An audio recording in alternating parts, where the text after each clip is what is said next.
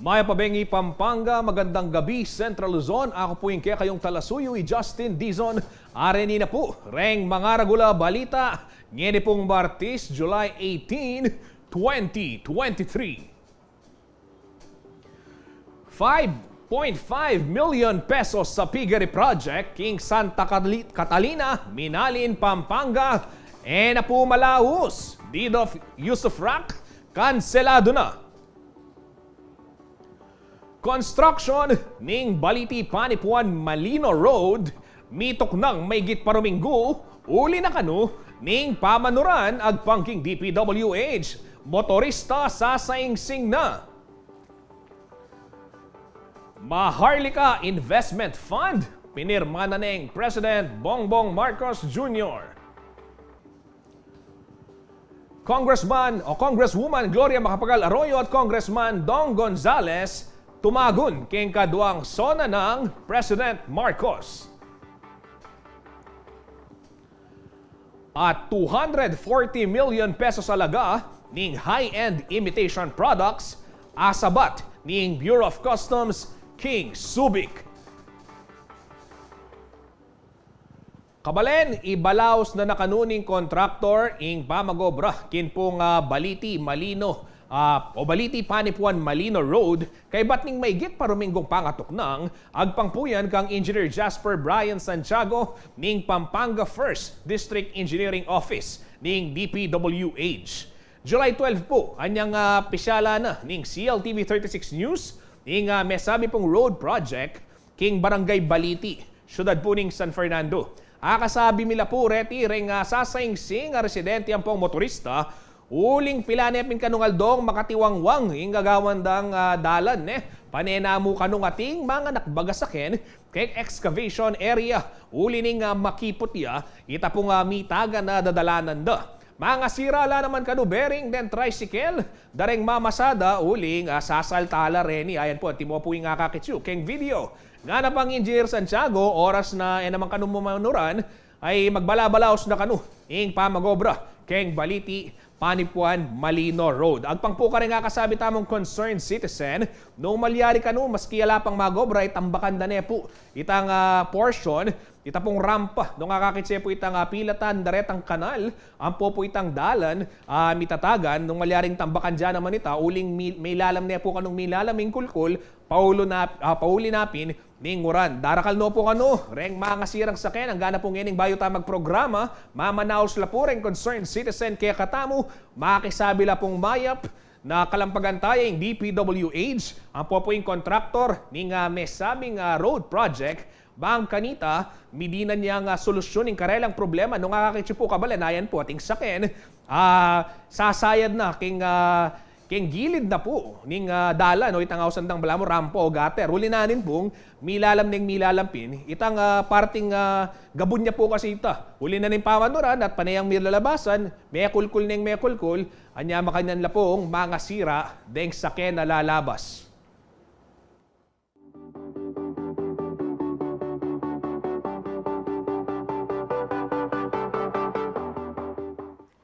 King aliwa pong balita, kinansela na po ning lokal na kapanibalaning Minalin, ita pong deed of usufruct ning Piggery Project ning Department of Agriculture kin pong Barangay Santa Catalina.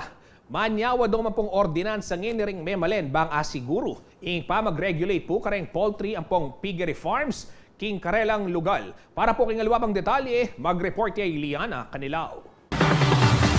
Ngimig po siya Mayor Philip Nagit keng kayang page keng Facebook sasabihan na kinancel na kanu ing agreement of usufruct with the Minalenyo First Agri-Industrial Livelihood Farmers Association. Masanting ita indikasyon na pekirandaman na kaming memalen Santa Catalina na kokontra ken Piggery. Pero kasi impapila ita maging official until i-receive ng Vice Mayor Rondon formally. Tatakande at saka mag-take notice la, adapt bilang resolution na ing binyera kayang karapatan mag-enter ketan deed of usufruct, kansilado talaga. So, ala na yung visa. Iniinmeging pasyag ng Tonet Orejas, residente at metong kareng mani muna keng Memalan Santa Catalina kontra Piggery, medong grupo asasalangsang keng Piggery Project keng Sitio Maralumdum Santa Catalina, Minalin, Pampanga. July 17 anyang paralayan sulat ni Mayor Philip Nugget king Sangguniang Bayan. Makalagay king sulat in pamagkansila ning alkalde king agreement of use of fact kapamilatan ning lokal a kapanibalan at minalan yung First Agro-Industrial Livelihood Farmers Association ing proponent ning mesabing Piggery Project. Paulin niti mag-propose ng resolution ng konsyal ang mag-adapt king desisyon ng Chief Executive king karelang session ngayon Martes, July 18. Inawad da naman ning Sangguniang Bayan na itok na in construction ng pasilidad. After a series of meeting or dialogue with our LCE and sa mga complainant, lalo na lang si Mr. Torrejas, the LCE has decided to stop the construction of the piggery in Santa Catalina, Minalin. Sabi nga ni Abraham Lincoln, with public sentiment, nothing can fail. Without it, nothing can succeed. So, inunang isinaalang-alang ang sentimento ng publiko. Kaya po yung project sa Santa Catalina, hindi na po matutuloy. Ang tatanda ng anyong June 28, sinulat larang Memalan ng Sitio Maralumdum Santa Catalina, Minalin kang Sangguniang Bayan, bang ipakisabi ang pamagkansal king deed of use of fact ng Piggery Project amiki alagang 5.5 million pesos. Ala kasi kanong merapat a public consultation at atsyo naman itikang Kilubning Materials Recovery Facility o MRF compound. Alam mo rin kanong 50 meters ing laut ing proyekto kang San Francisco River. May ka-violation niya naman kanong ini, king lalam ng requirement ng Housing and Land Use Regulatory Board, nung nuka rin kailangang malaut yung 1,000 meters kareng built-up areas, kalupararang residential, commercial, institutional ampong industrial ing proyekto. Munang-muna po itambaw, itambulok na po. Hanggang pong sabyanda pong alayang magimbaw. Atin niya pa rin po ita, Muranman, Maldoman po, atin niya po. Tapos ita pong waste na pong danom, ita pong aman na da, karenta naman po niya. Tapos ita pong kaya, atin po kasing palaisdaan ka rin, tapos atin niya pong ilog. Makananula pong kumabiereng asan keng ilog. Kung atin pong waste maugse po kayong ilog. Malapit siya pong malapit kayong piggery po talaga. At maging kimbale po at na pong mag-construct, bale talagang siping na po ng gagawan ng piggery. Medong niya ang 50 years old na Danilo Lacson, karen tututol king Piggery Project. Bukod kayong pigaganakan na ing epekto niti king health and environment, may apektuhan mo naman kanong sigurado ing karelang babalakang negosyo. Ako po, ang po yung asawa ko, ang po parang bayo ko, diyang atsu abroad. Ininvest mi na po rin pera da ka rin uling detang mag-market kaya kami masanting kaning klima, itang populasyon masanting, ing hangin na niya bisa aking gawang manating resort para pipagpainawan mi ang pong muli na rin kapatad ni nga sa akong bata abroad para mag-relax na ka rin. Ngayon ita pinabalitan ming mika piggery ka rin, medyo sumayagay king milyari. Minarket da kami masantinging lugar, na lulbog, ang po pangkay. So, mag-decide kami sinaling gabong ka rin hanggang rempera mi, tinipon-tipon mula para may kasali kaming gabon.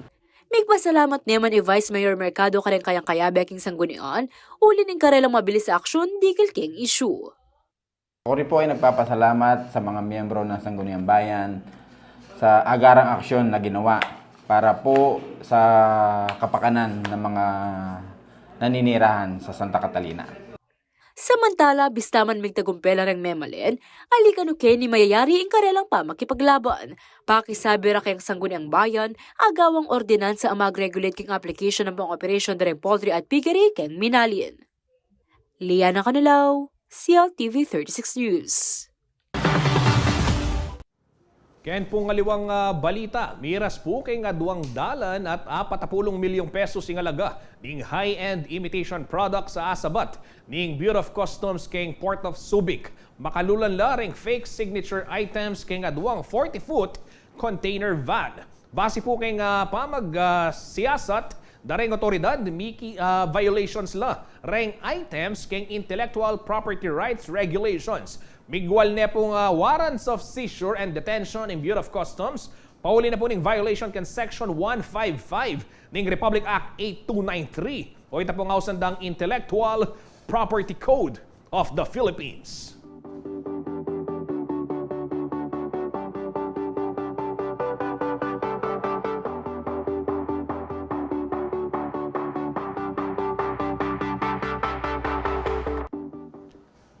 Kabalengke pong aliwang balita naman, bis naman dakalapureng sasalangsang metong nepong ganap pabatas ing Maharlika Investment Fund Act kay bat nepong pirma niting President Ferdinand Marcos Jr. Baka sa dyan man kanong mag-file petition deng bayan muna metong pong grupo. Bang akawat ing sasabyandang posibleng corruption amalyari pauli na po ning bayong batas. Ayun po yung report. Metong nang napabatas si Maharlika Investment Fund Act o MIF kay batneting pinirman President Ferdinand Marcos Jr. ngening Martes, July 18. Mera pating ceremonial signing kang Kalayaan Hall ning Malacañang Palace na tegunan darang senador, kongresista at cabinet officials. Present muna man keti Senior Deputy Speaker at Pampanga 3rd District Representative Aurelio Dong Gonzales at dating Presidente at ngeni Pampanga 2nd District Representative Gloria Macapagal Arroyo. King meging speech ng President Marcos Jr., sinabi ni T na makasawpi ang MIF kay economic recovery ng Pilipinas kay bat ng COVID-19 pandemic. The MIF is a bold step towards our country's meaningful economic transformation. Just as we are recovering from the adverse effects of the pandemic, we are now ready to enter a new age of sustainable progress, robust stability, and broad-based empowerment. For the first time in the history of the Philippines, we now have a sovereign wealth fund designed to drive economic development. Through the fund, we will leverage on a small fraction of the considerable but underutilized investable funds of government and stimulate the economy without the disadvantage of adding additional fiscal and debt burden. Samantala, makasadya man kanong mag-file petisyon ng grupong bayan muna, bantang asagip dea kano king korupsyon ing maygit 500 billion pesos. Minuna na ng sinabing Senator Aquilino Pimentel III ang ma-divert lamurang resources sa magamit sana karang aliwang issue kalupan ning education ang pong healthcare. Inaus na nemang Senator Cheese Escudero a leap of faith to the great unknown ing MIF, uling kulang kano yung guarantee nung miki-return on investment ti iti. Sinalangsang nalanaman na niya mumuna ring lawmakers ari Senator Risa Ontiveros, ang pong Representatives Franz Castro, Raul Manuel, Arlene Brosas, Edsel Lagman, Mujiv Hataman, Ampong Gabriel Bordado. Arlene Salonga, CLTV 36 News. Inaus na pong Pampanga 2nd District Representative Gloria Macapagal Arroyo ini pong Maharlika Investment Fund o MIF law. A very big milestone para kano keng ekonomiya ning Pilipinas. Agpangpuking kongresista king Segunda Distrito, linawen ng President Ferdinand Marcos Jr. at ning kayang team ring sovereign fund models ning aliwang bansa. Pegaralan damo naman kanu ring meging achievements ang pong kamalian dareni. Ana pong Arroyo, tutukan ni ring Marcos Jr. ing management ang pong implementation ning MIF law. Pakiramdaman tayo po yung pasyag ning dating Presidente Dikil Kenny. Very big milestone for our economy. Finally, the bill was able to find a form in what the president would be willing to sign.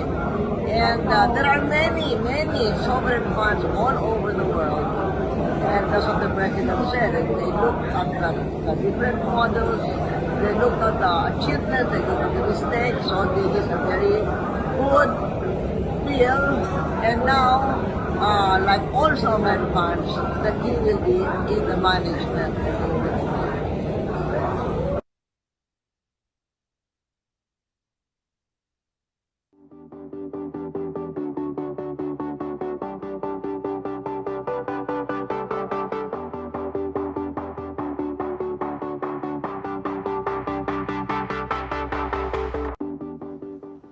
Dakal pa po balita king pa magbalik ning CLTV 36 News.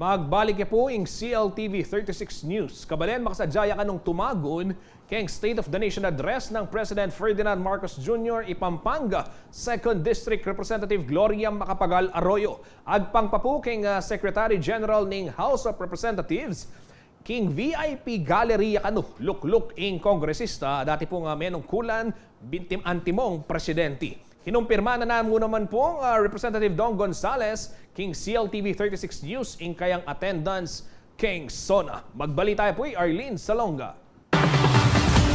Kumpirmado na kano'y attendance ng dating presidente at ngeni Pampanga 2nd District Representative Gloria Macapagal Arroyo, keng kaduang State of the Nation Address o SONA ng Presidente Ferdinand Marcos Jr. amarapat ken Lunes, July 24. Iting pinasyag ng House Secretary General Reginald Velasco kay Merapata Interagency Meeting para kay SONA 2023 base kay report ng Radyo Pilipinas. Agpangpakang Velasco pinili na kanong luklok Macapagal Arroyo ken VIP section. Anya mong May 17, meging namang pisabyan, ing pangalako ng Arroyo king Senior Deputy Speakership, ing kakaduang pekamata sa pwesto king House of Representatives. Elila ng 3rd District Representative Dong Gonzales si Arroyo king may sabing pwesto. Kaya tipisyag ng Arroyo na bistaman natin niyang balak maging House Speaker at niyang sumambut kay President Marcos, meging malino na kano kaya na mas komportable ay PBBM kayang kayang pisa na Representative Martin Romualdez sa lukluk antimong House Speaker. Nilino na naman ng dating presidente king kayang statement niyang May 18 na alayang planong kuwanan ng House Speakership kang Romualdez at prioridad na kano'y i-representing 2nd District ng Pampanga at sumawop kay Marcos Administration. Samantala, kinumpirma na namuring Senior Deputy Speaker at Pampanga 3rd District Representative Dong Gonzales ken CLTV 36 News ing kayang attendance keng SONA 2023. Bayo naman ng SONA, midawon niya pa yung opening ng 2nd regular session ng House of Representatives keng ABAC ng July 24. Arlene Salonga, CLTV 36 News. Kaugnay na po ning balitang yan, 95% complete na kanu ing pamagsadya para king kaduang State of the Nation Address o SONA ng President Marcos Jr. ken pong Lunes, July 24. Ito po yung pisyag ng House Secretary General ay Reginald Velasco king kaya pong interview king PTV4. Agpangpangang Velasco, panayan danamo kanu ing final list dareng mag-attend, manibat po king Office of the President, Senate at aliwa pang organisasyon. Kasado na mo rin kanu, ganaganang pamagsadyan timo ang security ang pong physical arrangement ay patupad naman o samantala magpatupad naman kanong lockdown keng batasang pambansa. Manibat po keng Webis, July 20. Midaw la namang kanong rehearsals para keng technical arrangement.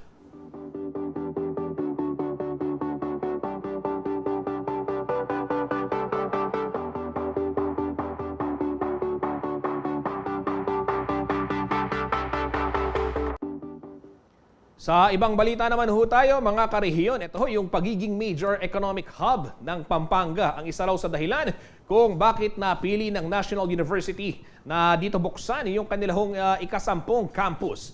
Umabot na rin daw sa mahigit 1,000 ang bilang ng kanilang mga enrollees at inaasahang dadami pa ito hanggang sa August 14. Narito po ang report. Opisyal nang inilunsad sa publiko ang ikasampung campus ng National University o NU na matatagpuan sa Clark, Pampanga. Isinagawa ang salubong at pag-usbong 2023 nitong Sabado, July 15. Dito ay nagkaroon ng performance ng NU Percussion Department, NU Dance Company at ang 7-time UAAP Cheer Dance Champion na NU Pep Squad. Okay, ang salubong at pag-usbong isang pag-welcome ng SMCT Clark sa NU Clark. Kasi alam naman natin ang SMCT, we've got it all for you. Ayon kay Adolfo Aran Jr., Senior Director for Marketing and Resource Development ng NU, napili nila ang Clark para pagtayuan ng pinakabagong campus dahil sa patuloy na pag-unlad nito. Ang Pampanga, because we know that this is going to be a major hub in the future. Ngayon pa lang nararamdaman na natin that Clark is becoming more and more a terminal, a center of activity, economic activity.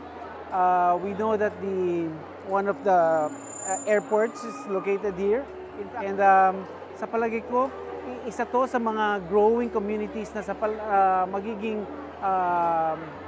a beautiful landmark where NU Clark is going to be successful in. Layunin daw ng NU Clark na makapagbigay ng accessible, affordable at quality education. Sa ngayon ay umabot na raw sa mahigit 1,000 ang bilang ng enrollees sa nasabing pamantasan at inaasahan pa ang pagdami nito sa mga darating na panahon. Accessible because we'd like to be part where there is a need for education, nandun kami. In some cases, kung saan may SM, nandun ang National University. We are now hitting more than double the amount. No? And enrollment is still ongoing.